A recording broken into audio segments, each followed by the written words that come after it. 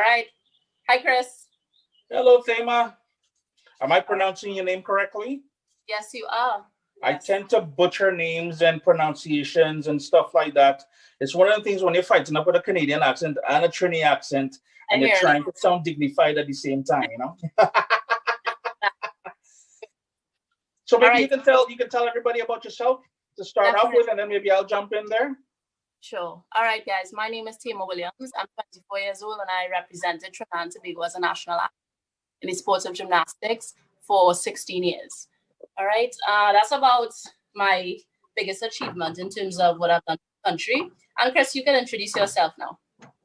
I am Chris De La Rosa, the person behind CaribbeanPod.com, the largest food portal dedicated to the culinary culture of the Caribbean. I have a gourmand award, and I'm peeling potatoes. As you see, I'm multitasking. Yes, actually, I have won a gourmand award for my cookbook back 3-4 years ago, and a gourmand award is like an Oscar but for cookbooks. Between my YouTube channel, my Facebook fan page, my website, Instagram, and from time to time being on media, I connect with about 1.3 to 1.5 million fans around the world. Right.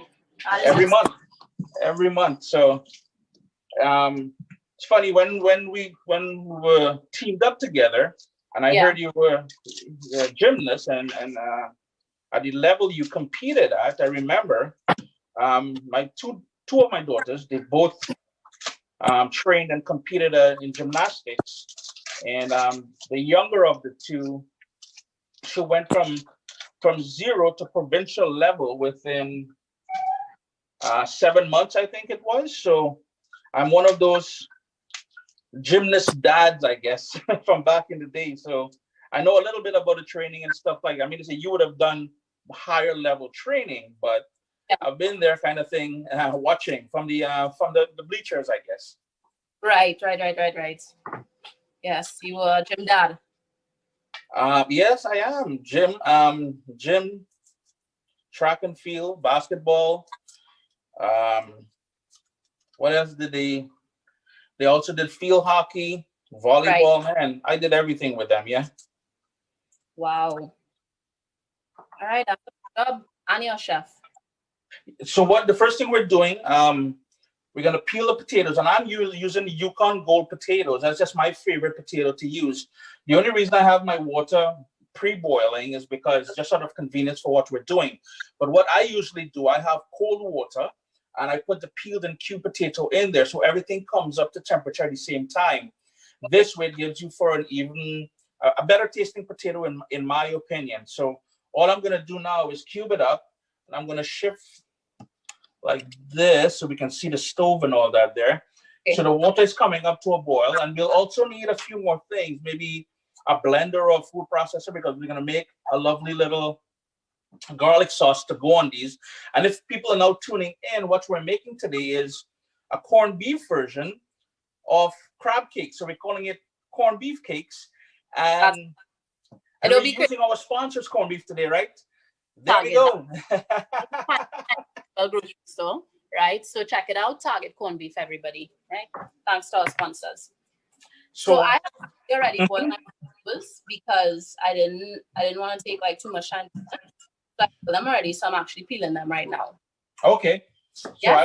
I already have my peeled, and all I'm gonna do is to make it cook faster, I'm gonna cube it up, which I'm doing right now. And as I cube it, I'm just gonna put it in a pot with water. Now, you can salt the water if you want to, but I'm trying to cut back on the amount of salt in my diet. So anywhere I can cheat a little bit, I don't use salt. So, when most people cook pasta and stuff like that, they salt the water first. Right. I usually don't, because I'm trying to cut back the sodium, right? Understood. But for 4 potatoes, about a 3/4 teaspoon of salt would be fine. So, I'm just gonna get full to put my into. Mm-hmm.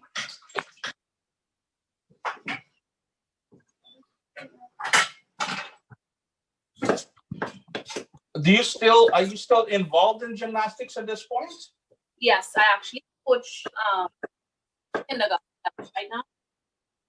And coach competitive, but I'm also at the local University of West Indies. Mm-hmm. So it was more of a part-time thing than a full-time. Oh, but okay. This year, so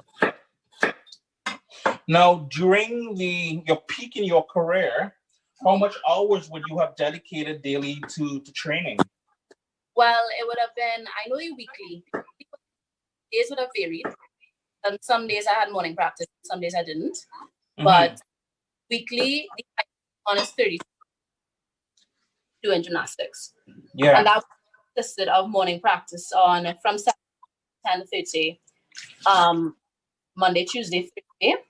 Yeah. And regular hour practice on a Monday, Tuesday, Thursday, and Friday from 3:30 to 8. And on Saturdays went from 8 a.m. to 1. So that would have been how the 32 hours would have been broken down over that period. Oh, okay. Now, I would assume you would have been on a special diet as well, too, correct? In terms of diet, it's only when I really go over to the diet, but it's because I stayed with a host family and the culture is a little bit different there. But because in Trinidad and Tobago, we tend to do more home cooked food. Yeah. But they tend to have more processed foods. It's something that they would have to focus on. Yeah. There's a question there. I barely saw it. Let me see the question. I'll check it. Chat. All right. So let me check. Like on YouTube wants to know if you can substitute potatoes with sweet potatoes. Can we use sweet potatoes instead, Chris? Yes, we can. Just remember, it's going to take on a bit of a sweet taste. That's all. So you're going to get the savory and the sort of sweet in there. And I believe, if I'm not mistaken, the sweet potato would be a bit more healthier for us. It won't just be raw carbs, right? Sweet potato would have different stuff in there that's really good for us as well. So even if you wanted to do a 50-50 split, that would work great as well, too. Yeah, that'd be lovely. That is wonderful. Good question. So, All right. So outside of F&B, other things you enjoy doing, Chris? Say that again, sorry? Outside of being a dad and a chef, what other things do you enjoy? I may sound boring, but I love to read and I love technology. I love everything about the internet and stuff like that. I have been, at one point, I owned over 300 websites. So anything to do with website building and how it works, how it functions, search engine optimization and all that. Right. I still try to keep updated with that.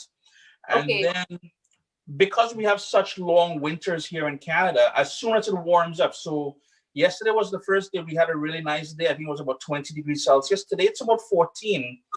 Only because of COVID and what we're going through right now, it means that I'm not hiking and all that stuff, but I love the outdoors as well. I love to hike and I love to travel. I'm always out and about, man. So much so that one of the series I have on YouTube is called Gallivanting. I love to gallivant. Wonderful. Well, I'll definitely check that out once your show is over. That sounds great. Yeah, I love the outdoors, man. And it's one of them things. I grew up in the countryside in Trinidad, so the outdoors was always paramount for me. And being outdoors and doing those things, I'm gonna age myself and date myself. But back then it was Atari and Pac-Man and stuff like that. I never got into the games. So even to today, the Nintendos and the PlayStation and whatever else, it doesn't interest me one bit. Okay. Understood. You're not a gamer. All right. That's nice. The other thing I like doing quite a bit too is researching food and collecting cookbooks. I have a huge collection of cookbooks there as well too. Okay, right.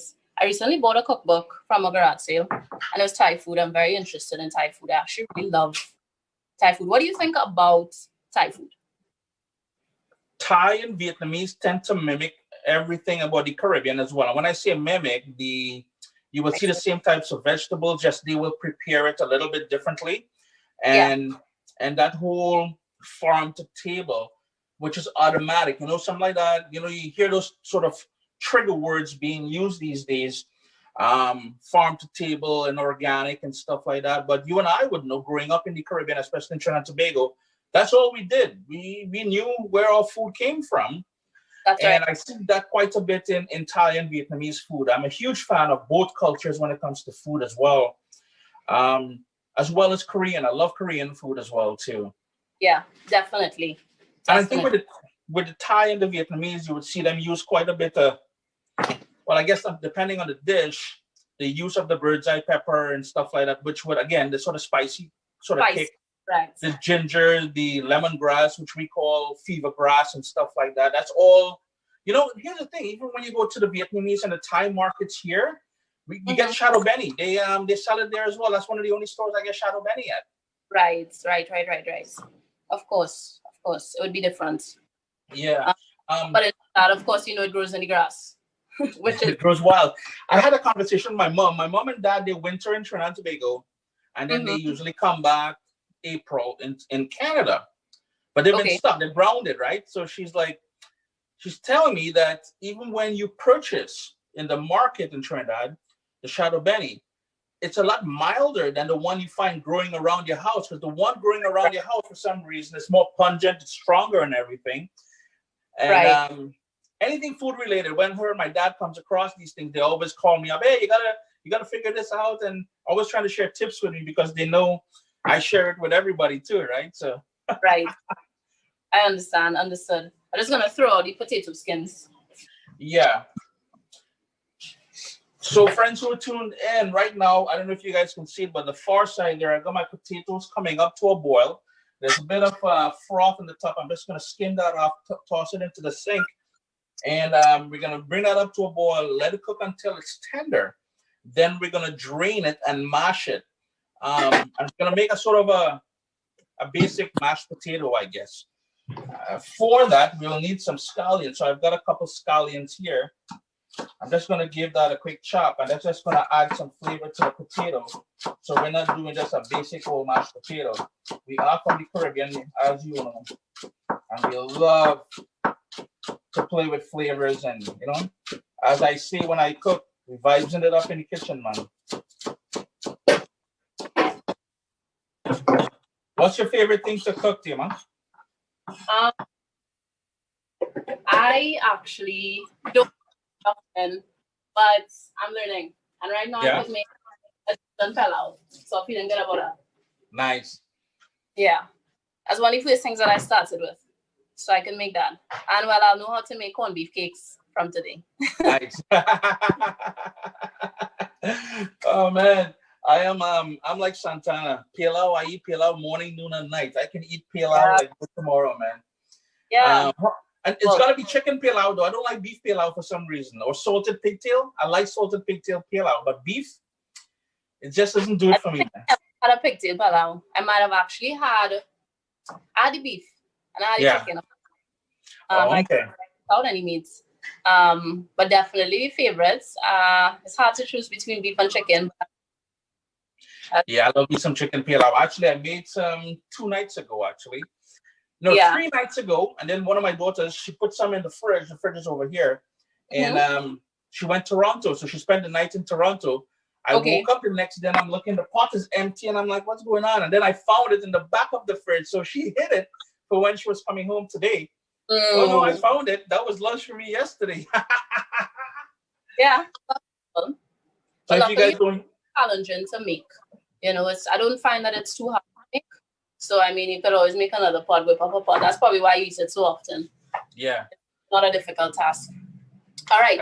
I think the only thing people struggle with a little bit when it comes to pilau is the browning part, you know, burning the sugar, caramelizing the sugar. Yeah, that's right. Once you get that down and you understand the ratio of rice to liquid, how much coconut milk or water to put in there, you're golden, man. It should be fine. Yeah. Just bear with me for a second. I'm grabbing a spoon, okay? No problem.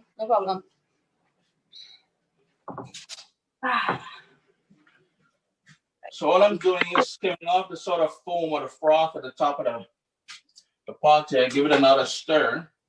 And to potatoes, when I'm mashing them, I know you add something to the pot, or should I add it to when I'm mashing it? No, so we're gonna boil the potato, then we're gonna drain the water out, and then also we're gonna add some salt and black pepper, and then the scallions to it after when we're mashing it. Okay, sure. All right, I'll put my potatoes aside then in the meantime, right? Yeah.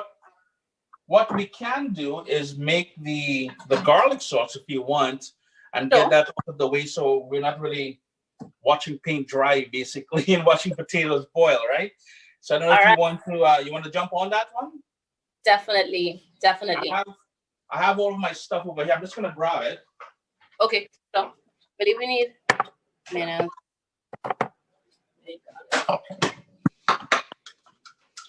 And for this one, I'm gonna be using my trusty little magic bullet. Okay. And I don't have a magic bullet. I'm using a...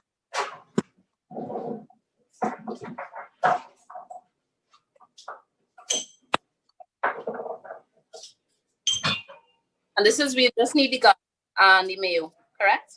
Yeah, garlic, mayo, a little bit of mustard. I'll just run through it as we get into things here. Just gotta grab one more thing. Sure. And speaking about your love for Thai food, was it Thai food you said, right? Yeah. It will give us an opportunity here to use a little bit of rice vinegar.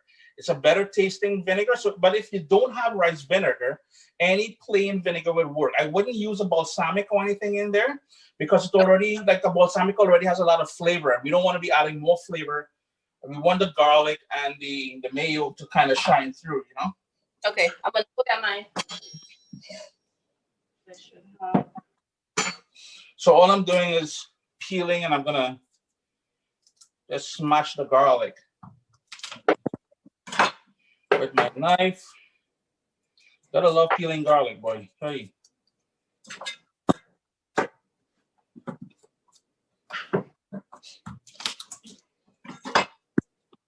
How have things changed with all the sort of COVID measures we've had to implement the last few months for you? Sorry? Could you How repeat have things changed? Like, I guess with your daily routine kind of thing, what are you looking forward to most to getting back into once some of the lockdown measures are eased up a little? Okay, so during school, well, of course, I can't go to school anymore, which kind of I didn't realize. I mean, as a student, you know, you go to school every day and you take it for granted. That is something, and it adds structure to your day. Yeah. You know, you're stressing and you say, boy, I just wish this, you know, this journey could be done. And when it's actually taken from under you, like the rug is just pulled from under your feet, so you don't like it much, you know, because you kind of want to do these things by choice. Yeah. So it's a little bit different since I don't have that structure. But in terms of my, I have stretch classes as well on the side. You can at the Instagram, stretch the number 4, and then stress. And I have had to move to online classes, which was something that I was actually able to adapt to very well, right? Yeah. Because I'm online. So for me, that was an easier transition than actually moving. So, yeah. But one thing I admired with the stretch classes before is that they were outdoors, you know, so it really gave us that chance to really de-stress by, you know, the feel of the grass and, you know, gaining energy from the earth, as they would say. Yeah. So for me, that was very therapeutic. And I would say that was the biggest change in terms of COVID, you know. What about you? What has been like the biggest thing to adjust to in terms of COVID? Well, I have a lot more free time now because I drive my daughters, all 3 of them, to work in the morning, and I pick them up in the evening. Because one works in Toronto, which means I have to drive her to the train station and pick her up. The other works about half an hour away in a little town called Dundas. And the third, she's local here in Hamilton. So a lot of free time. I don't have to dedicate that time to them anymore. I think the most stressful part is not being able to do what I want when I want. You know, when somebody tells you can't do something, that's when you want to do it. And I've always been one to do my own thing when I want, kind of thing. And this is why I've always been in business for myself. I've worked from home for about 25 years now. And the joke is we've never had to pay for childcare and babysitting and all that because I was always home, working from home. So the Right. whole thing about working from home, and being in the same space is not new to me. But the fact is that I know that choice was taken away from me. Free will. It brought on a little bit of stress and boredom, to be honest with you. I just wish I had planned this out better and shot more videos and you know, there's so many things looking back now I wish I had done, but the boredom, man, why I can't handle the boredom. Yeah, it is a bit monotonous, you know. It actually have well, not necessarily like a curfew, but it's not formal, but they want everybody inside by 6 p.m. So, and you're not allowed to be out unless you're doing essential activity. Yeah. Right. So you can't really go out, as you said, you know, exercise your. It's kind of, it's a lot different, especially for Trinidadians. As a Trinidadian, I think that. Well, that's just it. See, you guys have never been confined due to seasons, whereas here we're accustomed to being home and inside during the winter time. But with that said, when you go through winter and you deal with -27, -30, the first sign of plus degrees, you want to be outside. Now, some people push it too far and they have on shorts and sandals and all that, and the foot looking all, let me say, they need to visit and get a pedicure and everything on. That's a different story. But the mere fact that we can't do that, man, that I don't know. The good thing is though, it's warm enough from today on. So this weekend is a holiday weekend in Canada. It's called Victoria's Day. Okay. And Monday is the holiday, so it's a long weekend. And usually this is the weekend that everybody plants their garden. So all the garden centers were finally opened up on Friday, I think. Okay. Again, with social distancing and all these sort of things. So everybody's out and about getting their garden stuff on. And I garden. You were asking earlier what I also do. I do a lot of gardening as well too. Okay, so you have a green thumb. My thing is, if I'm going to be preparing the meals, I should be able to know how to grow it and how to tell people how to grow it and where it comes from and stuff like that. So I do a lot of gardening in my spare time. That's wonderful. That's wonderful. And I think that too kind of dates to your Caribbean, to being from the Caribbean culture, growing stuff. That's definitely a part of our culture. Yeah. You know? So in the magic bullet, I have the garlic. How much cloves of garlic? I forgot to ask. How many? 3, depends on how much garlic you like. The more garlic you put, it means you like garlic more, and it will keep the sucanyas away, the Draculas and stuff like that, you know. I got the garlic in here, and I'm gonna go in with some salt. Some salt. Just about 1/4 teaspoon of salt. Black pepper, I don't think in the recipe I gave you, I don't think I put black pepper in there, but just a little twist of black pepper is always good. Let me get the black pepper. All right, I'll take my blender. I'm gonna go over to my blender because it's on this side. Okay, perfect.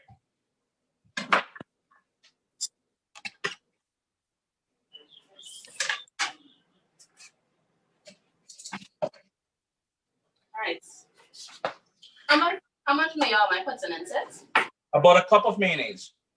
A cup, okay. Yeah. And that's what I'm doing in my one here. So after the mayonnaise, I'm gonna go in with just a splash of that white wine, the rice vinegar. I don't know why I keep saying wine. Maybe I need a glass of wine or something. Who knows, man? Then some mustard. About a teaspoon of mustard. Just yellow prepared mustard. All right, I'm getting my mustard.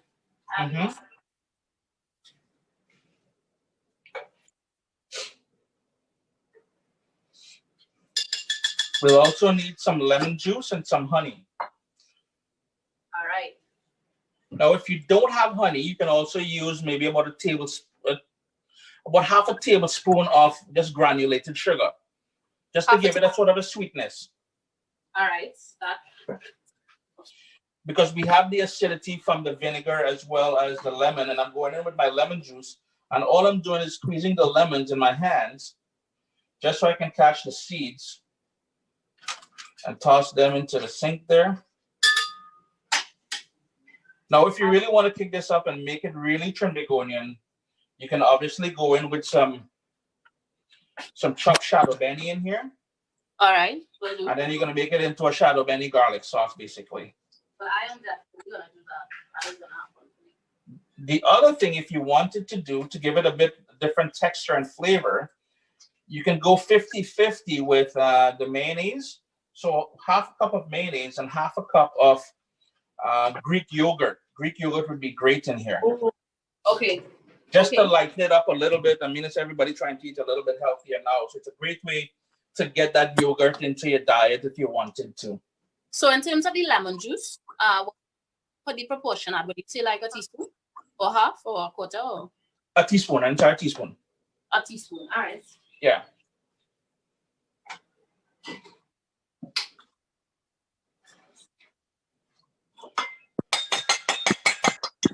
And here's a little tip. So with my honey container, it tends to stick. So all you would do, you take the back of your knife and you would hit it on the lid. Okay.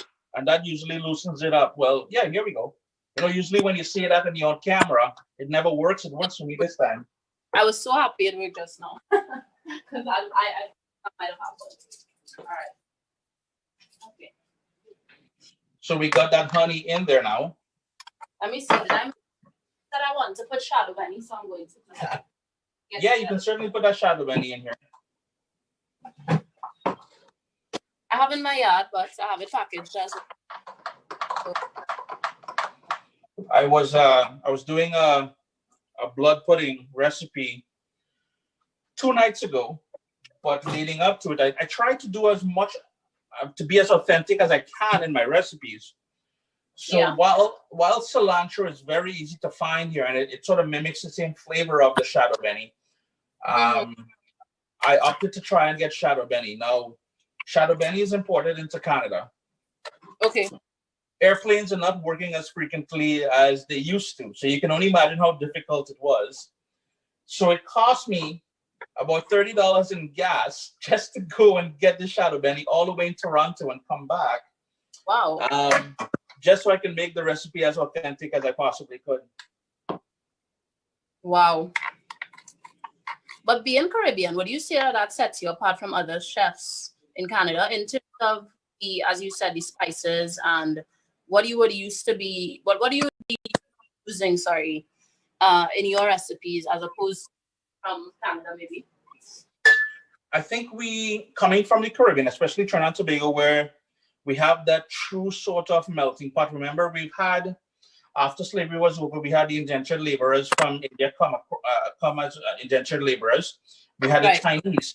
So about 150 years of culinary culture there sort of emerged, came together, not emerged, but sort of came together. So you will find a lot of masala, a lot of curry, a lot of 5-spice powder, and all those things would be natural to our cuisine. So that sort of sets us apart to the other cultures where it would be one-off kind of thing, where we can say our culinary is influenced by our locals, our colonizers, so the Spanish, the French, the Dutch, the Portuguese. Yeah. Then West Africa, of course, due to slavery, not forgetting our native peoples like the Caribs and the Arawaks, Tianos, and whoever else are from the Caribbean. So when you put all those things together, I think it puts us in a unique position to not only understand different cultures and different recipes from all over the world and put them together and call it our own, but, you know, growing up in the islands as well, too, you were always in somebody's garden and you know how stuff grew and you know what a ripe banana smells like. Like, forget taste, you know what it smells like.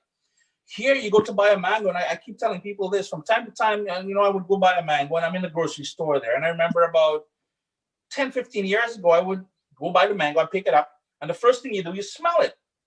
And the lady is looking at me all weird, and she's like, what are you really doing? Why are you smelling the mango? So I had to explain to her, if I don't get the fragrance of a mango, Mr. Mango is not going home with me. That's staying right there.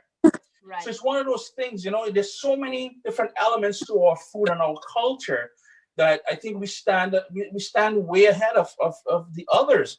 And I don't mean to disrespect anybody for that, but, you know, for instance, I did the blood pudding recipe 2 nights ago.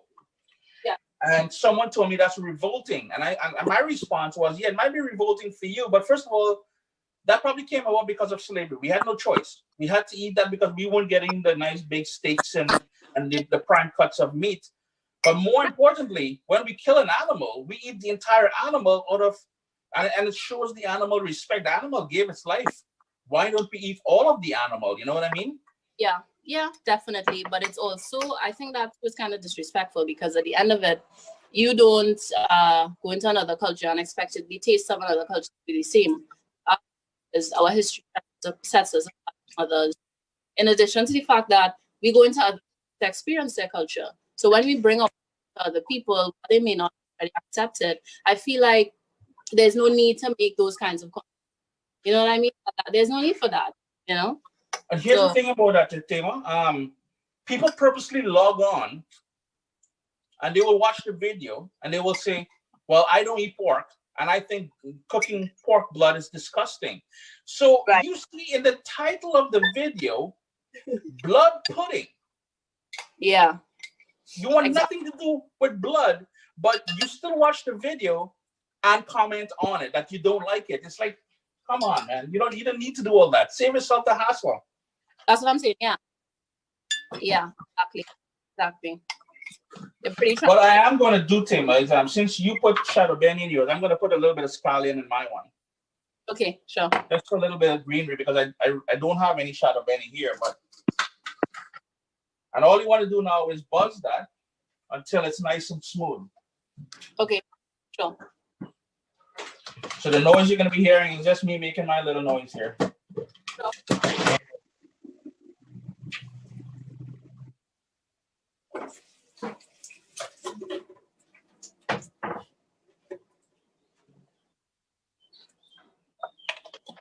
Just gonna give it another little shake because the honey tends to want to sit on the bottom. Would it be possible? 1 sec. Add a little bit of pepper sauce to mine. Is that fine? Say, oh, perfect. All right. All right. Take a look at it, guys. Sheila's pepper sauce, aka my grandmother. Right? It was made about 2 days ago. It's nice and hot. I'm gonna put pepper.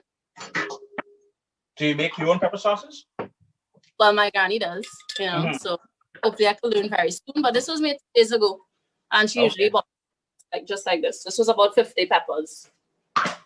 I made some yesterday as well, but there's this recipe I have where I use fresh pineapples in it. Oh my goodness. I know about that.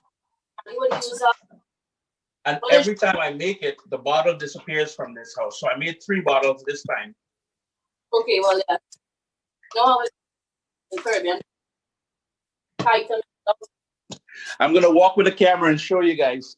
So we got some garlic there, but I think you guys can see. So bottle number 1, bottle number 2, and bottle number 3. So I'm all set and ready. You're ready? For when the kleptomaniac and them pass through. I just gotta hide it though. I gotta hide at least one. All right, I'm gonna turn on my blender so it might be a little bit loud, okay? Yeah, do your thing. Oh, crap. Sorry, gotta plug it in. Need electricity. Sorry. Let me try my hands. What I'm gonna do is I'm gonna pour the garlic sauce into a little bowl.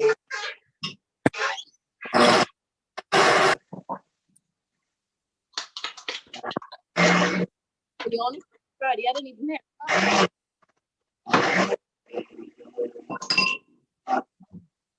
And bring it up to the camera so they can see. We got that drizzle going on. The consistency, it looks good.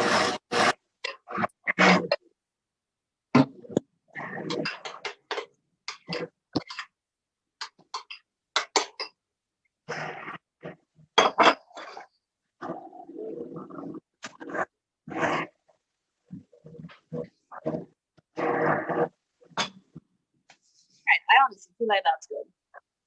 You can add a little bit more vinegar if it's not going fast enough, if it's sticking on you. This looks lovely. I mean, okay. This is what it looks like. Nice. You got good stuff going on there. Yes, let me pour it out into my little bowl. Okay.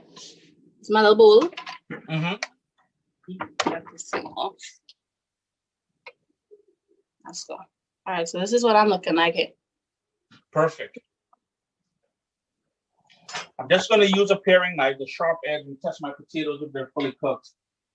And they are. So what I'm going to do is shut the stove off, and I'm going to drain them. Okay. And just allow them to cool down just a little, so when we start handling them, they're not too hot.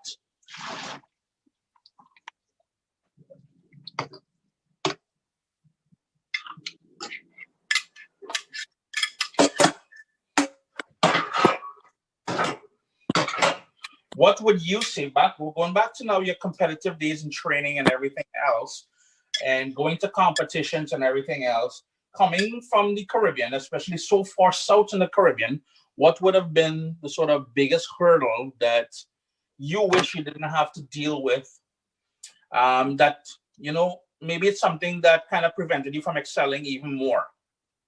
In terms of being from the Caribbean, well, one of the major things with, I don't want to generalize the Caribbean because there are places like who invest in their sports a lot more than Trinidad and Tobago.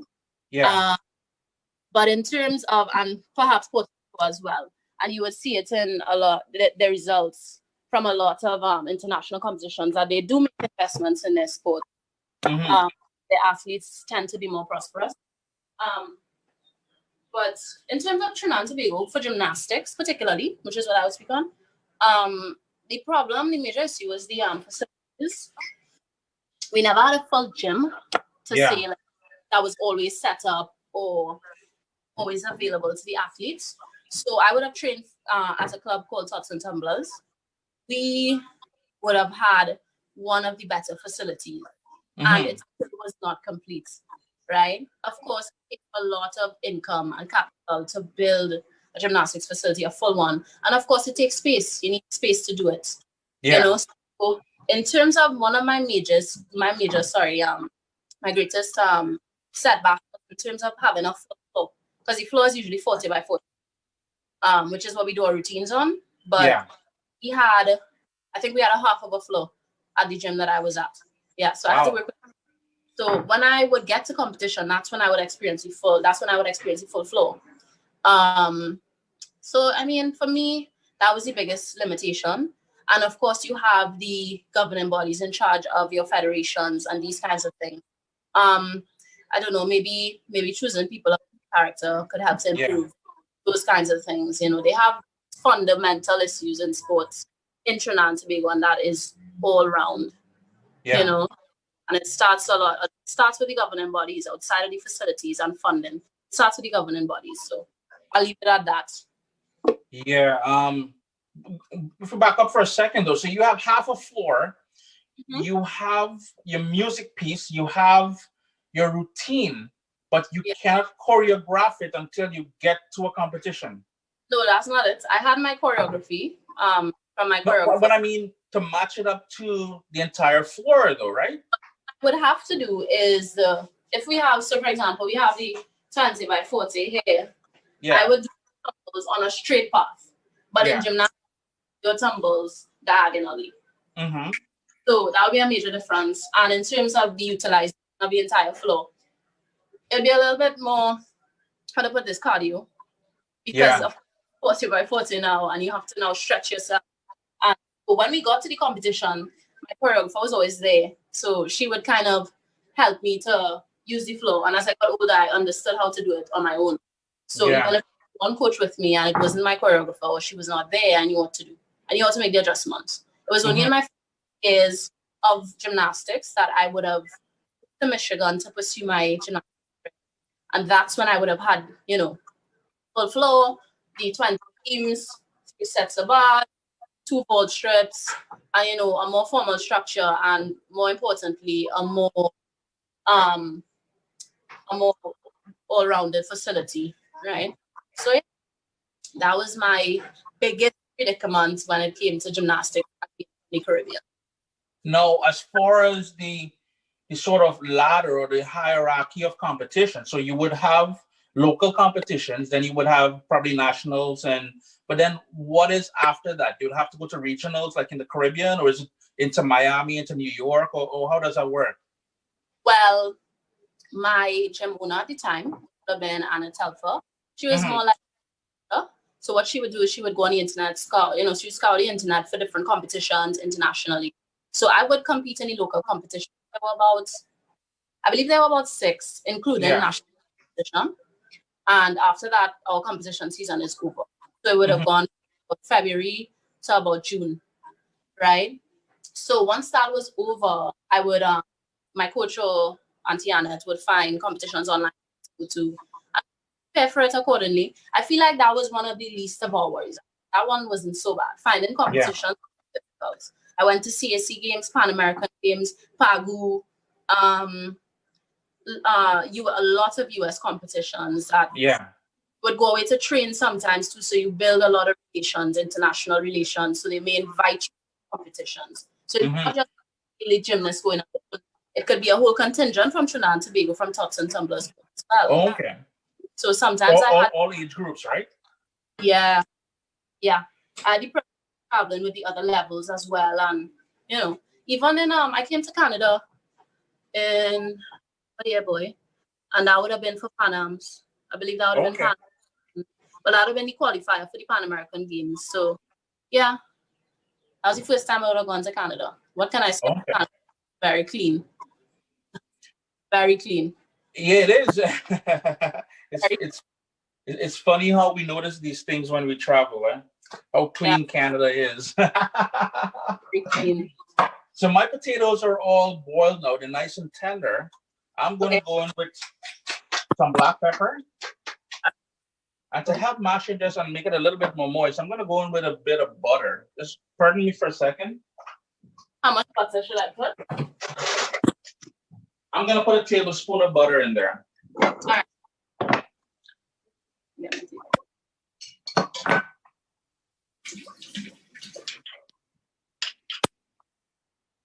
If you wanted to put a bit of cream, heavy cream, you can certainly do that as if you were making mashed potatoes for dinner. But for now, we'll hold off on that. And I've got my potato masher here. Let me turn back the camera a little. And I'm just going to mash it. And the whole thing here is we've got to allow this to cool down because we have to work to shape them with our hands once we have the corned beef all ready. And it doesn't have to be fully like smooth mash or whipped or thing. Just make sure you get most of the lumps anyways. All right.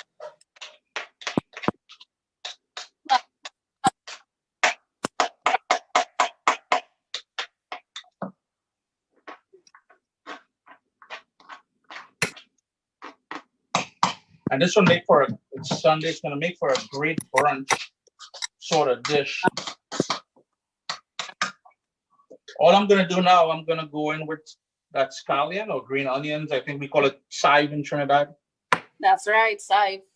We're going to fold that in there. We're going to mix that in there. That's going to give it some nice color as well as some flavor. So we're going to get a nice punch of greenery in there. Now, if you didn't boil it in salted water and you just wanted to add the salt in here, you can go in with about half a teaspoon of salt in here.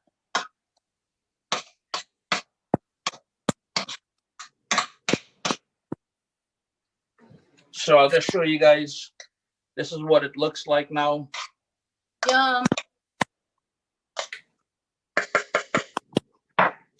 So we're just going to set that aside and allow that to cool.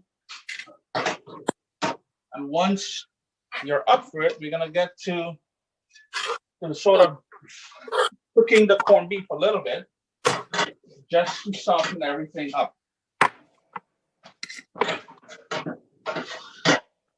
So what I'm going to do is I'm going to chop up an onion. You can go ahead.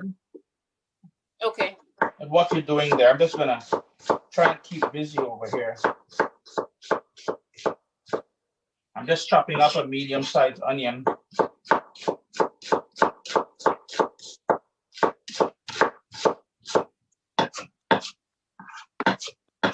And if you can sort of dice it up a little bit, later on when we make the corned beef cakes, you won't have overly big pieces of onion to deal with. Okay. Now with onions is another thing, you can obviously leave it out. There's no sort of rule saying you must always follow a recipe 100%. The recipe is only there as a guide as far as I'm concerned.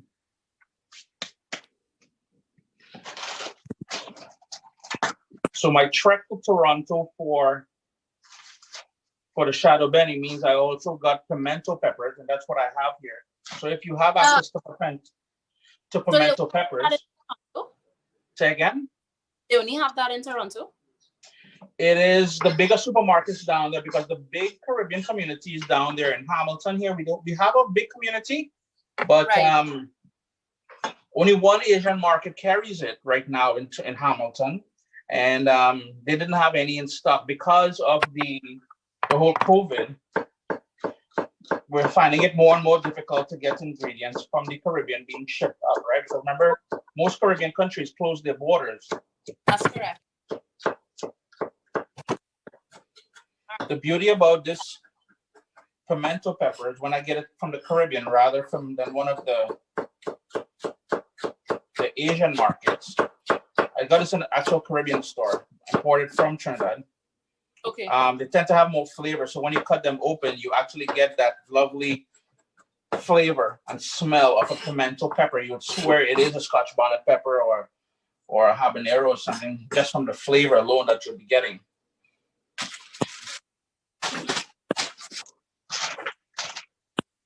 We've got Caribbean Sunshine. I've got here a Scotch bonnet pepper, but all I'm going to use is the bottom quarter of it.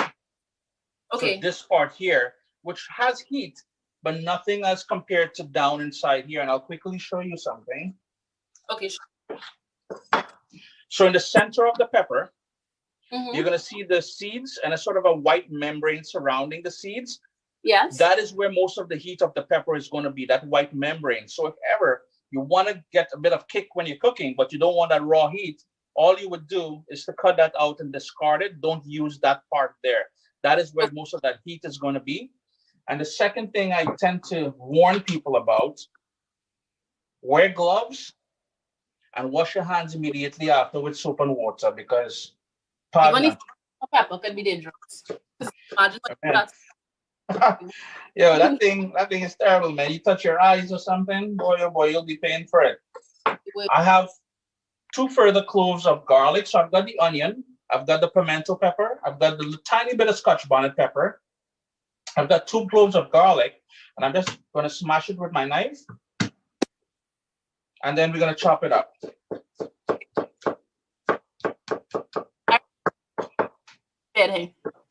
Say again, sorry? Prepared here already. So I'll be look at that. And I'll show them what my mashed potatoes look like in the meantime. So this is what we're looking at right now. Perfect. That's perfect. Yeah. So I'm just going to grab a tomato. Just 1 second. I don't know. And I also like a little bit of parsley in here as well. So I just washed some parsley. If you have dry parsley and you prefer to use dry parsley, you can certainly do that. I am not the biggest fan of dry herbs because I love the flavors, the natural flavors of fresh herbs. Plus, like I said, I garden quite a bit, and I grew up with my mom having parsley, ginger, fine leaf thyme, Spanish thyme, all the things in the backyard, right? So I grew up using it. So I try to maintain that as well, too. Okay. You want to get into the corned beef part now? Yeah, for sure. I'm going to open it. Yeah, maybe we can give a shout out to the sponsor one more time, yeah? Definitely. Target corned beef, guys. Any local supermarket find it, right? Love it. Shout out to Target. Thank you. So I have my pot, and I have a nice wide pot here.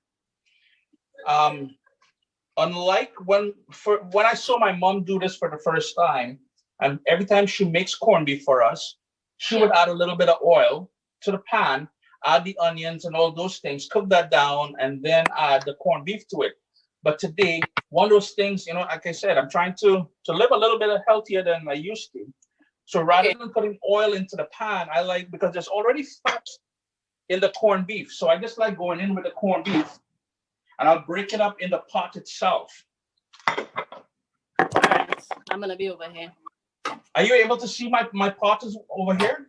Yes, I am seeing your pot. Okay, Let me so all I'm doing is using a spoon. I'm just going to break it up in here. My heat is on a medium low. So all I'm doing is breaking it up. So yeah, perfect. You've got is that a non-stick pan you got there? Yeah. Perfect. I have a stainless steel pan, so it works either way. All you want to do is crumble it up in here, break it up. All right, opening my tin of corn. Yeah. The guys talk.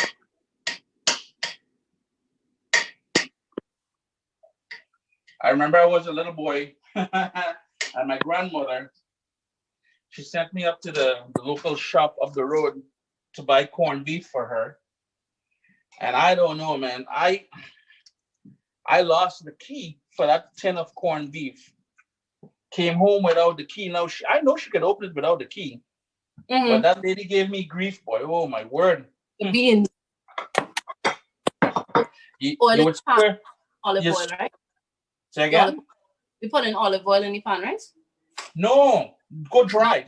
Just put the corned beef in there for now. I'll show you the trick. So this way we don't have to add any extra oil to the pan. Oops.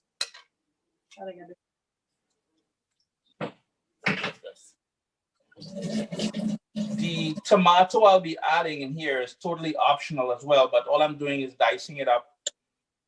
Okay. Couldn't find any tomatoes in the fridge.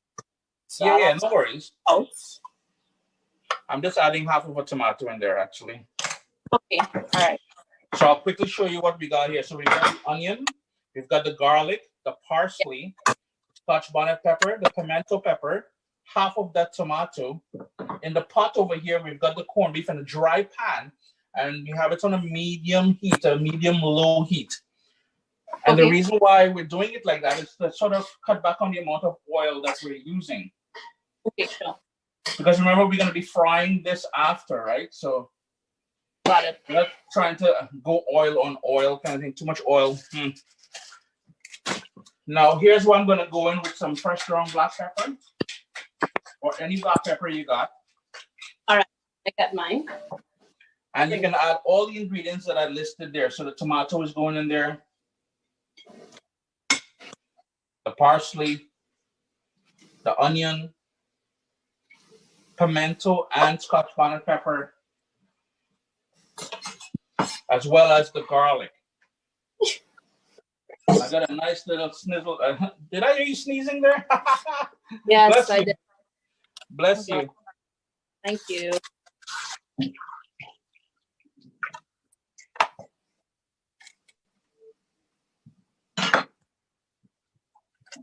Two little tips when it comes to you were saying earlier that you're just getting into cooking and you purchase that cookbook and you can make a best pilau.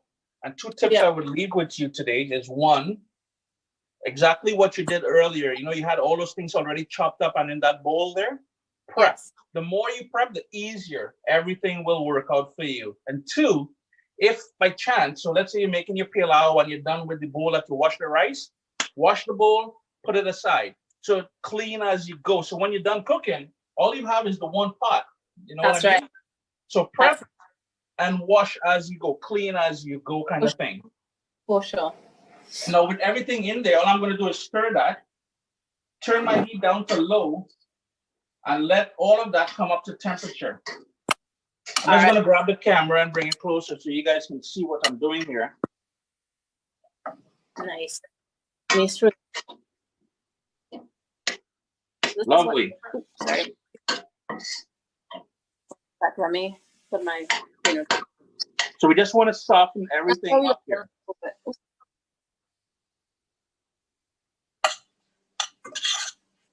Yes. Yes, for all my viewers, I am a left-hander. You may have observed that. I'm a left-hander.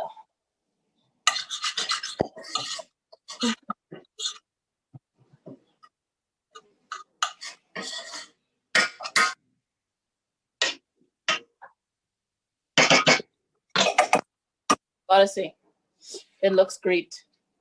It does. It smells good in here, boy. Yeah. You know, it's funny how something so simple can taste so good, and it's, especially if you're from the Caribbean or anywhere where people eat these canned corned beef, it is such a comforting meal. You know, you come home from work, it's the middle of winter, you just put some rice in your rice cooker to cook, you go take a shower, you come back, and you organize a tin of corned beef. It takes you what, maybe 5 minutes or something? The rice is done by the time you come out of the shower, and you're golden. You get some sliced cucumbers in there, or on the side, or some avocado or something. Boy, oh boy, that's right there is heaven for me, yeah? Yeah, and you're ready to go? Nothing. One time, man. One time.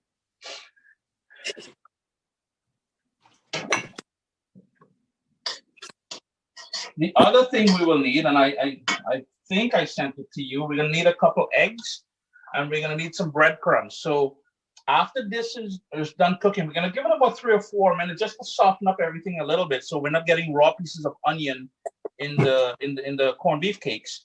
So once that happens, we're going to jump back to the potato, and we're going to pour in the corned beef in here. We're going to mix it up really well, and then we're going to take little ball amounts, make it into a ball, then flatten it out like a cake, like an actual, like a hockey puck. Okay. And there's the Canadian in me coming out, the hockey puck, ice hockey. That's right. And then what we would do, we would sort of dip it in the egg mix, in the egg, into the breadcrumbs. And that is where that the olive oil you had in your hand earlier, that's where the olive oil is going to come in handy. Then we're going to heat up some olive oil in a pan with a tiny bit of butter, if you have some. And because the butter will give it some flavor as well. And the olive oil is so the butter doesn't burn. And then we're going to fry these until they get a nice golden color on the outside. And we're done. We have these wonderful corned beef cakes. Wonderful. It sounds good. I'm excited to taste it because I've never heard of it before. Now, we're going to jump back to gymnastics for a second. And I know when my daughters got into gymnastics, I was clueless. I didn't know questions to ask of the coach, what to expect and stuff like that. If, as a parent, a parent with a child getting into gymnastics, any sort of advice for them at all? Okay. It's a financial commitment. I'll start with that. Mm-hmm.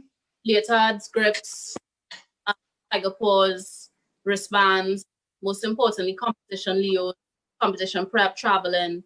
I know all sports are financial commitment, but gymnastics worldwide is known to be a very expensive. And it's because of the nature of it. It's very beautiful, you know. We always have to look our best, and that takes money and commitment. I would also say a lot of patience, because it requires a lot of commitment in terms of dropping. Yeah. So, boys, anybody, gymnastics is time commitment. You know, so schedule-wise, it would be a little bit rigorous, you know. And more importantly, I'd say listen to the coaches. You know? Yeah, with us, at that point I was married, and my wife at that point, she was a nurse, so she worked long shifts, and I was the one who had all the supposed free time because I worked from home. The time commitment for driving them to, and you know, you have the option because it was a far drive. It was about 45 minutes there because, and because of gym time and everything, there were different age groups training, and they had their own schedules, right? Right. Having the time to drive them, but also time while they practice, because I wasn't going to drive back over 45 minutes and then go back and pick them up again. Yeah. So that 1 hour or something that they trained, I had my laptop or a book, or sometimes I just went in the gym and I just watched them as well too. But the time factor, there's a bit of dedication from the parents. So it's not just the financial thing from the parent, but the support especially when they didn't do good in a competition. And my daughters were very competitive. Yeah. And when they felt they were slighted by the judging, because that's just it. It's not like a 100-meter dash where if you run fast enough, you win. There's nobody. Right. But it is objective, because if a judge sees something that another judge didn't see, or they feel, who knows if they put personal issues into things as well, right? There's all this politics and all that too. So you got to be prepared for being there for your child as well too, when they feel they have been slighted and stuff like that. Yeah. So I'll just quickly show you what I've got here. So this is cooked to the point where I like it now. See, it's nice and soft. The onions are translucent, which means it's sort of clear. It has a sort of a clear color, and everything is smelling good. So I'm going to turn off the stove, and I'm going to allow that to cool down for a bit. Chef, could you tell me ready? Oh. Most definitely. That's perfect. Okay. All right. I'll take it off. What we can do now is sort of prepare the sort of station. So we're going to have a bowl with the breadcrumbs, or a plate, and, a bowl with the eggs. Sure. I'm just going to reach here, and I'm going to grab a bowl for the eggs. And you'll need a whisk or a fork to whisk it.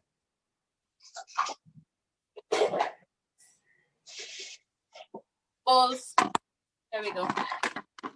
And my eggs are pretty small, so I'm going to use 3 of them. Okay. I bought extra large eggs. Mm-hmm. I'll put 3. I mean 2. Sorry, 2 on the. Yeah, 2 should work if they're large.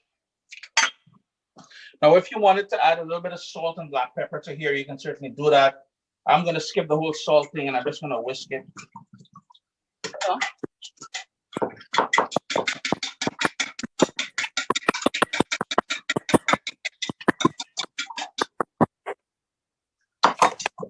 So that's 1 down. I just need a plate with some breadcrumbs.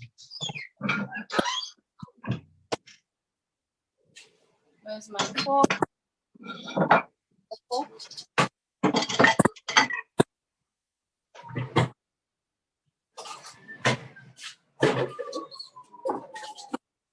I had a bit of a panic attack earlier. I was out at the grocery store this morning getting parsley. Okay. And I'm thinking to myself, I have everything required for my little cooking show this morning with Thema. Yes. It was 11:40, and we go live at 12. And I'm thinking, wait a minute, do I have breadcrumbs? And I was about to run out the road to get it and hopefully make it back in time. But then I remembered I made some chicken strips, some coconut chicken strips the other day. And I went 50-50 with coconut, grated coconut, and breadcrumbs. So I had some left back there. Okay, well, lucky. Very lucky. I don't know if you've ever made your own breadcrumbs or if you have the need to, but if ever you have bread that's going old, okay, all you would do, you would air dry them. So take them out of the plastic bag, set them on a tray, and let them air dry overnight. Once they're nice and dry and hard, you would put it into your food processor, and you would buzz it. Like, not the continuous, but you would pulse it, pulse, and then you would have breadcrumbs. This one. So is that easy? Yeah, it is that easy. Then all you would do, you put it in an airtight container, and then you have breadcrumbs. The other thing is, if you wanted to ever, if you're doing and you wanted to use breadcrumbs, but you wanted to season it, there's no reason why you can't finely chop some garlic, some parsley, some thyme, some scallion, and mix it all into the breadcrumbs. So when you bite into your fried chicken, the crust also have the same sort of seasoning you would have on the chicken itself. So you're getting flavor from the beginning to the end. To the end. And I don't know if you brine chicken at all, or turkey or anything like that, but what I also do when I'm making my fried chicken is I brine it. So you get maybe buttermilk, or you get water. I know if you don't have buttermilk, you can take regular milk and put some vinegar in there, and it gives it that sort of that sourness to it, and it works really well as well. So I would take water, sugar, and salt. Maybe a tablespoon of sugar, a tablespoon of salt, depending on how much chicken. And then I would add all of my herbs. So my thyme and scallions and everything else, mix that up, and then put the chicken in there to soak in there. And that brines it, and it breaks down the fibers. And in breaking it down, it infuses it with flavor. So you're getting flavor from the inside all the way out after you fry the chicken. Plus, what it does, it keeps the chicken moist even after you fry it. So you're not getting a dry piece of fried chicken. So you're marinating it then? Pretty much, yeah. But after, you're going to toss all of that out. You're going to rinse it out. Yeah. And then you're going to season it again to however, like with garlic powder, onion powder, all that stuff like that. Okay. I do the same thing with turkey as well come Thanksgiving time. I brine the entire turkey. So when the turkey is roasted for about 3-4 hours in the oven, it comes out, it's never dry. You know, old time Trinbagonians will say, good boy, that chicken come out hoxy. No, it doesn't come out hoxy. It's nice and moist, real nice. Right, because you know, say again? Dry turkey, I find it could be a bit dry at times, right? It could 90% of the time, if you don't know what you're doing, you know, and you see many recipes, sometimes they layer on butter, or they wrap it in like a mummy with bacon and stuff like that. And to each his own. I'm not a fan of turkey, so. Same, actually, same. I'm not really a fan, but I mean, if I can make a good one, I'll eat it. Let's put it that way. You know. I do a decent turkey. I'm not boasting, but I know I can handle my stories with it. It's just that I didn't grow up eating it. We had turkey in our yard. We had 3 of them. And all I remember about those birds, they love to fight. The male, there was 1 female, and these 2 male would go at it, man. Oh my gosh. Wow. Like they were real thirsty. I don't know. A nice style boy. So I'm gonna set the egg and the breadcrumbs aside. Did you put out your breadcrumbs? I didn't put mine in. Did I? I have it on a plate. Yeah, just on a plate. Oh, on a plate is fine. Oh, on a bowl. That's fine. The bowl is fine as well, too. Okay. So now we have the mashed potato. So we're gonna go in with looking at the proportion of potato I have here. I'm gonna go in with the entire thing of the cooked corned beef. Good.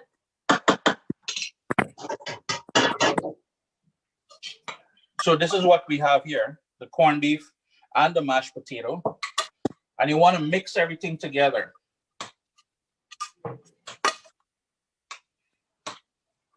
And as you guys can see, it's already starting to come together nicely. I'm looking at this as it is right now. And all I'm thinking is whenever I make mashed potatoes for dinner, I purposely make extra and I keep it in the fridge. And days when I make fried corned beef and rice, I leave back some corned beef. The next morning, all I would do, I would heat some butter in a pan, fry some onions, toss in the leftover corned beef, and then toss in the leftover mashed potato. And that is my breakfast for that morning. Let that fry until you get a sort of a crust on there. It's like a pancake almost.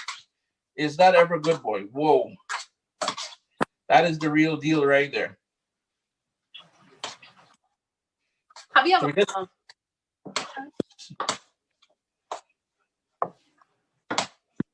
Now, besides Thai food, do you deal with sushi and stuff like that at all? Any other sort of Asian influenced foods you like?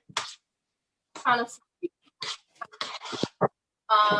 right now, because, well, not now actually, because phase 1 was going to be food enterprises, so they could have opened. Phase 1 is phase 2, manufacturing sector, construction, open, among a few other things like mechanic shops. But I like more vino sushi. Okay. So they do wine. Well, they have other stuff as well, but they do really good sushi. In Trinidad and Tobago, I believe they also have kaizen. And if you go into like pharmacy, you could also find little trays of sushi that you could buy super farm as well. One of the would be something Galen. I don't know. He makes sushi. Really, and for like packages, brings it into a salad. And that is one of my go-tos. When I had no Movino or any of them, I would go and I would get my sushi from there. So okay. So you still were able to get your fix on, right? Yes, for sure. You know, the funny thing is, Thema, is that I cook every day in my house. Every day I cook.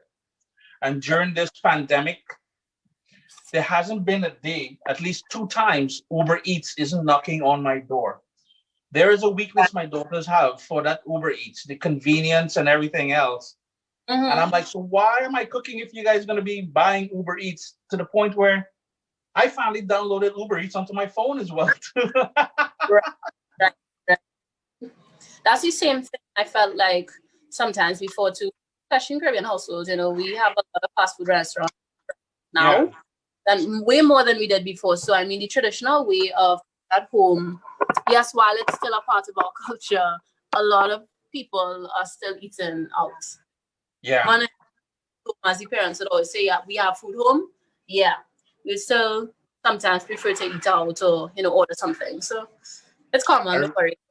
Yeah, I remember when I was a kid, the only sort of eating out, and you still didn't really eat out, you brought it home, was your Royal Castle, your Chicken Unlimited, your KFC.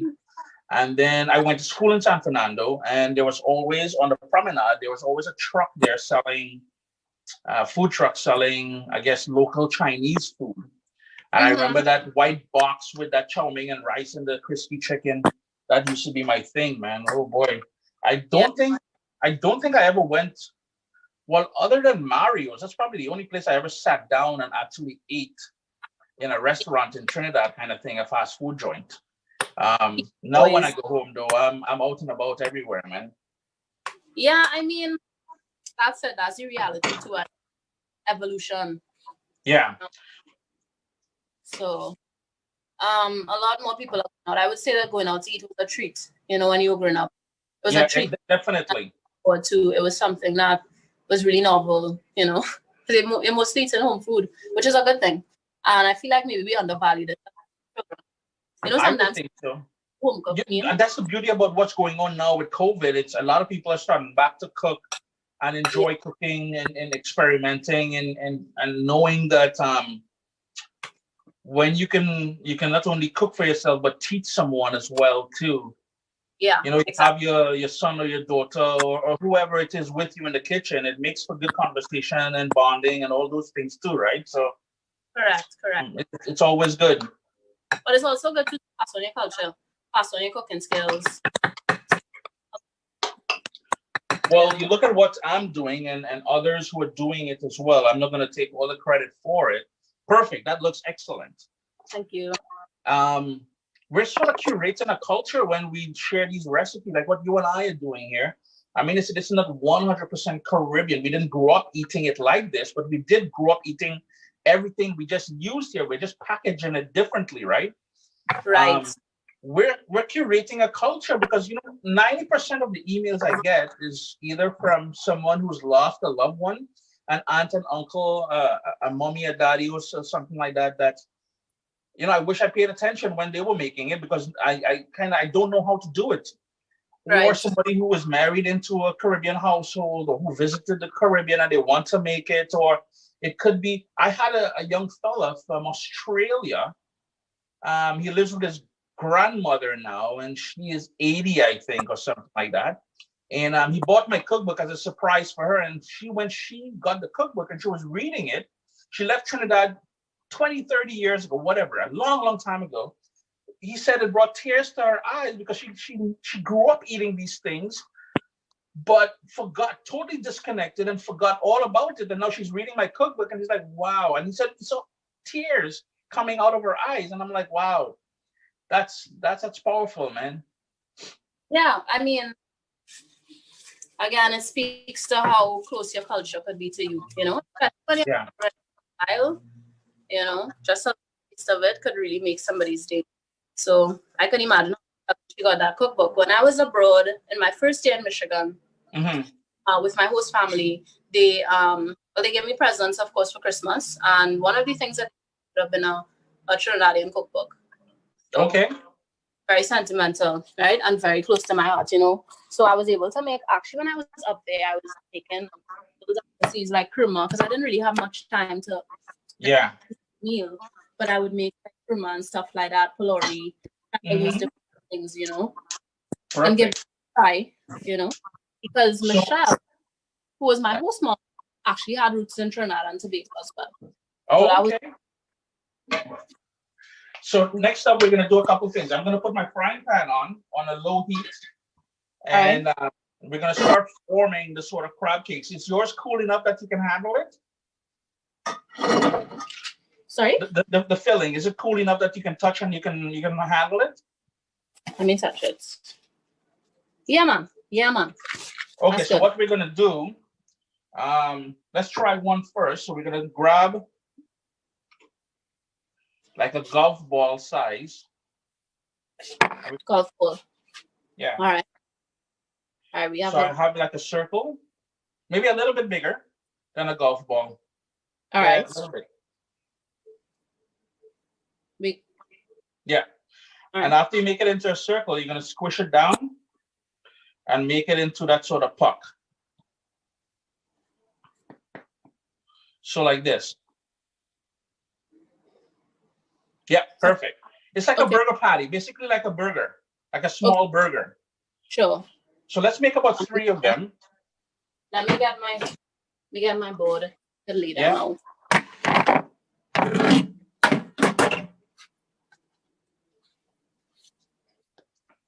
And all I'm doing is forming them. You don't have to be perfect. But all we're trying to do, though, is try to get it the same thickness all the way through. So we're not over frying some pieces while we're going to get for even cooking, basically. Okay, sure. Now, whatever you don't use today, the filling, you can put it in the fridge and you can make them tomorrow or the next day. It will last a couple of days at least in the fridge. Just make sure there's some plastic wrap over it. Sure.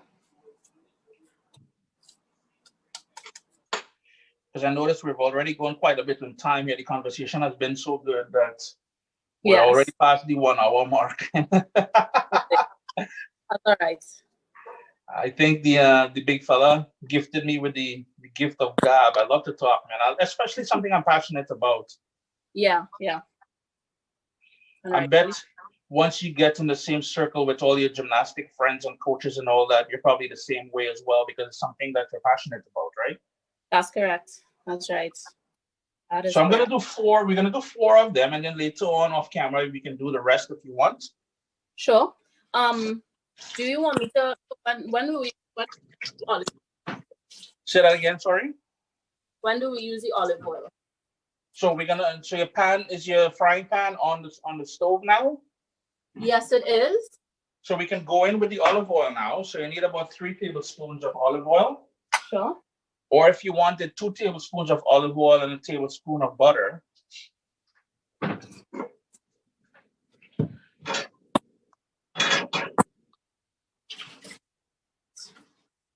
And I'm using a shallow pan. You can use a deeper pan if you want. And you'll need a spatula just to be able to flip them. All right. Just grab a spoon to get some butter. All right. There we go.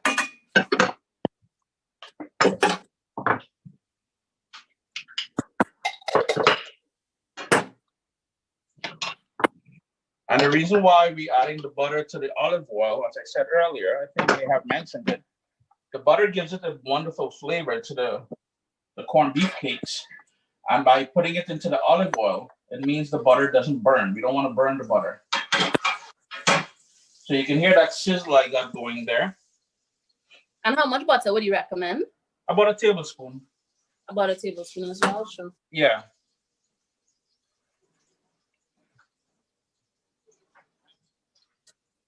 Nice. Once you have some of the patties formed and you're ready to dip into the egg and the flour and the breadcrumbs, we're going to crank up the heat to medium, because medium low. Okay.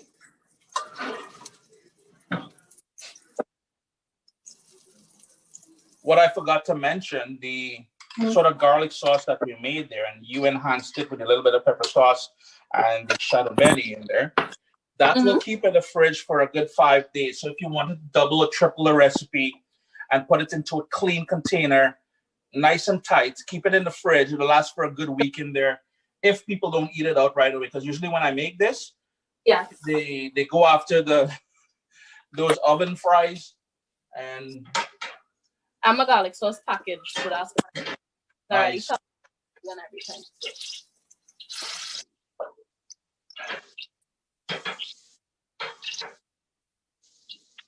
I'm just going to show you what I'm doing, if it's okay with you, okay? Sure.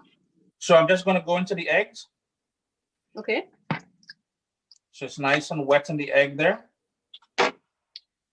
And then onto the breadcrumbs. So one hand wet, one hand dry. I need to sprinkle it on. Sprinkle it on.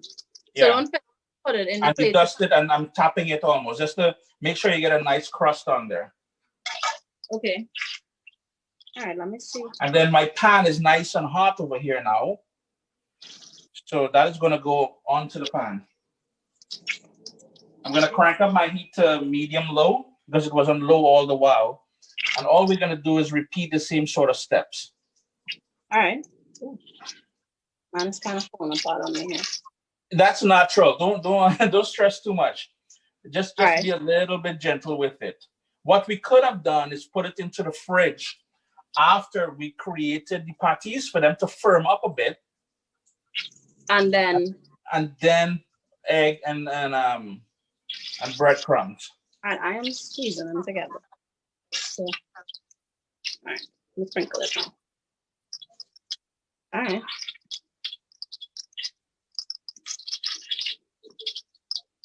And it won't take long. It's just a matter of browning them and getting them a nice golden color. Okay, sure.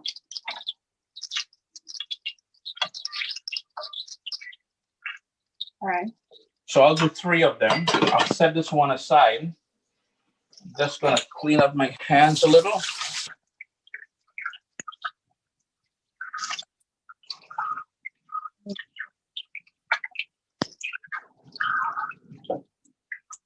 Now I realize, especially in Trinidad and Tobago, there's within all sports, there's that competition for getting sponsorship and government grants and stuff like that. Each governing body is always fighting to try and prove, like, maybe I'm using the wrong word, maybe not fighting, but is that a reality of sports in Trinidad as well, where there's only a limited amount of funds and everybody's trying to get that same funding, and some sports tend to be treated with more priority than others? Well, a lot. See, what happens is, I wouldn't put it necessarily as fighting, but everybody wants to be quote unquote supported. Yeah. They want support for their sport. While there may be people who may have the best interests at heart, there may also be people who may not have the best interests of sports at heart. Some people may be in for self-interest. I'm not gonna go any further into. Yeah. That could ruin the good for everybody else. So it may appear to be a constant fight, and it may appear as if there may not necessarily be enough funds, but it's the use of the funds, it's the declaration of how the funds are used, is the reports made about these things. And if the government is not, how to put this, strict with those kind of things, a lot of loss of income or a lot of underfunding, a lot of money could look like underfunding because of, we don't know really where the funds are going necessarily all the time, at certain bodies. But I mean, I would say though that maybe sport could, receive more funding in certain aspects. Facility wise, that's one of the major things. But bit by bit, one step at a time. I hear that, and I guess with sports such as cricket and football and track and field being seen as more premier or having a sort of a higher rank when it comes down to things, and I'm sure they have a bigger petitioning voice and stuff like that. I guess it's one of those things you have to deal with as well, right? I mean, yeah, naturally, you know. Yeah. So I don't know if you guys can see this, but I'm just going to move the camera. So after a few minutes, notice a nice golden crust I got there? That is what we're looking for. And then I'm going to keep flipping them over. Hope mine look like that. Yeah, man. Small thing. I hope mine look like that. I really don't know. I'm going to flip mine now. Mm-hmm. So if it's gold, guys, if it's not, I'm probably not going to show the camera. Probably what not. You can do too, if you find that they're falling apart on you, yes. Make them smaller. Make them like a smaller amount, and just make a small circle. So maybe like an actual ping pong ball or something, a really tiny ball, and then just pat them down. So this way they don't have too much room to fall apart on you. All right. So this one is not in the shape that I want it to be. So Cameron's, but I'll get the next one. Nice. I'm just going to grab a plate up here. Got one.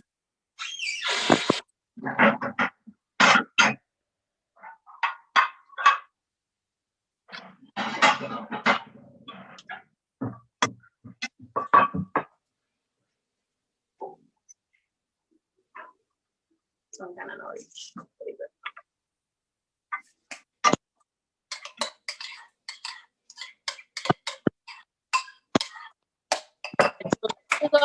Like over here, right? You could have this one here because it didn't.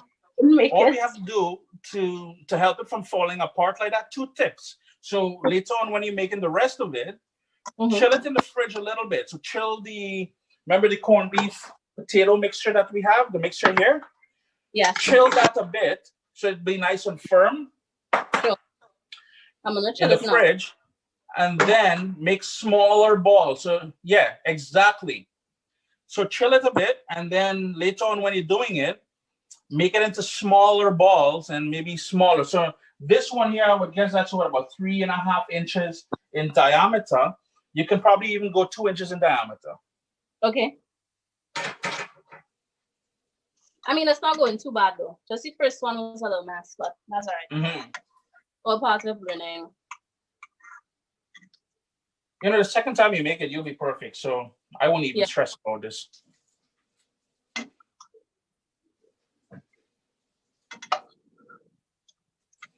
As a young gymnast on the island growing up and then living in the United States, traveling for competitions and all that, do you have is there a sports person, maybe in gymnastics, that you always looked up to or sort of wanted to emulate?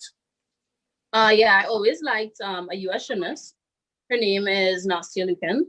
Okay. She won the 2012 Olympic Games. Okay. Somebody that I looked up to. I thought she to the elegance of gymnastics. She was a nice mix of strength and flexibility. I think that she, in a lot of ways, I felt like her leaps and her grace kind of reflected my gymnastics. Okay. Did you ever get a chance to meet her by chance? Yeah, I met her once. Yes. She was nice. She's actually really, really nice. You know, and I follow her and stuff still because, you know, you never really lose the love for something. So I'm just taking them out of the frying pan now. Okay.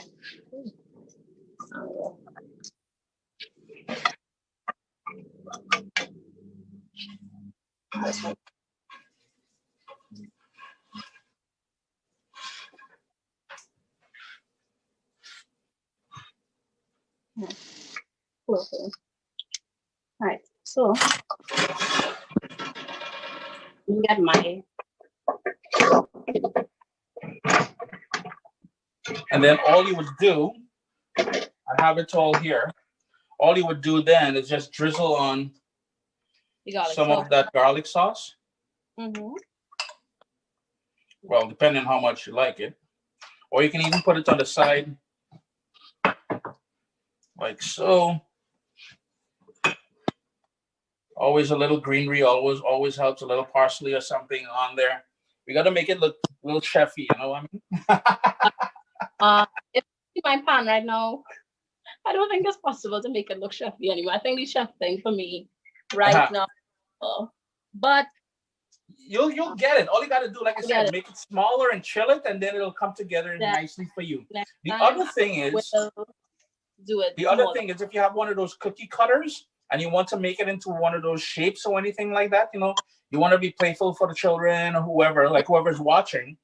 You want to make it into little shapes and all that. You can certainly do that. You would press it out onto a board and then just use that cookie cutter. I guess a circle one is fine as well too, and you can rock that. All right, definitely will, because I think I may need to do that, but it's not that bad. Perfect. I guess the true test would be when you taste it at some point, and then you're gonna have to hit me up with a little text message or something. Hey, Chris. For sure.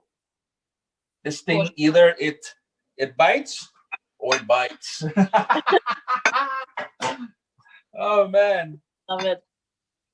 I'm trying to give you some presentation here, chef, and I hope you like it, because it's kind of tragic over here right now. Perfect. Right. Let's see. So if ever you're open to it, I'm usually on the island 3-4 times a year. Well, this year I've only been there for carnival time, but if ever you're up to doing a video with me, we can do something like this, but in a kitchen together, and hopefully I can teach you something. We can chat again and create a video and pop it up on YouTube and see where it gets us, you know? Oh, sure. I am in. Nice. All right, so I'm gonna take out this one now. This one is it's not a ball. It fell apart on you there. Yeah, just gotta make them a little bit smaller. I think if you make it a little bit smaller, it would work for you. And I'm gonna. Well, it's chilling already, so it'll be fine. I just, I'm a perfectionist naturally, so that fit not looking good, Just me. Maybe I'm just gonna bring down the camera to what I did. Okay. I'm not sure if you can see it, but we've got 3 of them. We've got the garlic sauce. We've got the sauce on the side. So if anybody feeling they need more sauce, we ain't trying to be sauce boss and hug up everything by ourselves. We got to share. But it was certainly a pleasure meeting you, cooking with you, learning more about you and stuff like that. Hopefully we can do this again sometime soon. Yeah. Yes, definitely. Let me show you my presentation. We can have it before I think there was a message there. Do you see that message there again? Let me check. I think it's something about showing it again, the presentation. Somebody said Chris is one of my favorite cooks. Wonderful. Chris, show us your dish. That's what she would like, or he would like. Okay. So there it is. It's our take on crab cakes, but this time we used corned beef, and maybe we can shout out the brand again there, Thema. Oh, definitely. Target corned beef, guys. Any local. Perfect. And this is the results here. We made a lovely little garlic sauce to go with it. These are with potato and corned beef. If you guys are now tuning in, you can watch the repeat on Propa Eats on YouTube, on Facebook, and remember, I think. Oh, there we go. Looks beautiful, man. You know what you can also do if you wanted? You can make them almost like akra, like the little like pylori almost, but smaller. Yes. I would do that, and if you wanted to put more oil in the pan, you can do that if you're going to sort of deep fry them into little balls. Oh, okay. We're doing that. Yeah, all right, I can do it. I was flying there, boy. I almost lost my lunch. But friends, for all of you watching, don't forget, this is all about charity. It is about giving back, and if you guys can donate, please donate. Do you know the links or anything for donating, Thema? I think it's the Guardian something. Yes, I'll post Instagram so everybody could see. It'll be on my story, right? Maybe Shop, you could post it as well, right? We Yeah. post it after once we on the live. Guardian neediest cases fund. Sorry, it's the Guardian Perfect. neediest cases fund, right? So And that's what you'll be doing. And it's for families in need, correct? Food and whatever, correct? Correct. That's right. All right, Chef, if you could hold up your dish again, just so we could see. I'm going to hold it carefully because I don't want it to go flying. All right, so this is what we made. Our corned beef cakes, courtesy Target corned beef. Thank you so much to everyone who viewed it today and who made it. I hope it tastes really good. I'm going to have a taste probably after the video finished. Yes? Yeah. Thema, it was a pleasure. Everybody for tuning in. Love you. And we really need the support. Remember the Guardian Charitable Fund. Guardians Neediest Cases Fund. Thanks, Thema. Thanks, everyone. Thanks, Propa Eats, for having me.